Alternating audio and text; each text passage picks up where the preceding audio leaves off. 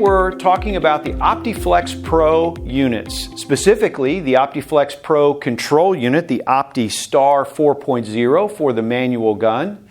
And if you'll notice on the control unit, we have a variety of different options for you to choose from to properly operate the unit. The OptiStar is a really good control unit that has a really good intuitive interface. Let's demonstrate how we turn it on first. We select the on button.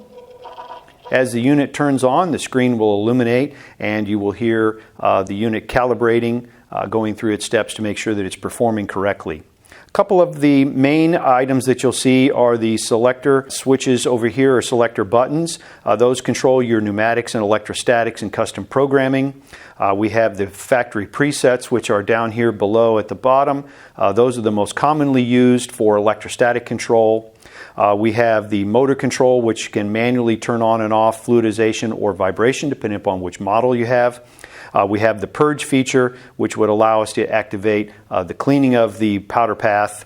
And then we have our Bluetooth enabling selector switch for those that want to use the Gema electrostatic app and connect their phone or device to the control unit. And then we have the menu button, which takes us to the second screen, which shows us the rinse air, fluidization air, and the brightness level of the screen itself. And that pretty much encompasses all of the different main items that are on the control unit for the OptiStar 4.0 control unit.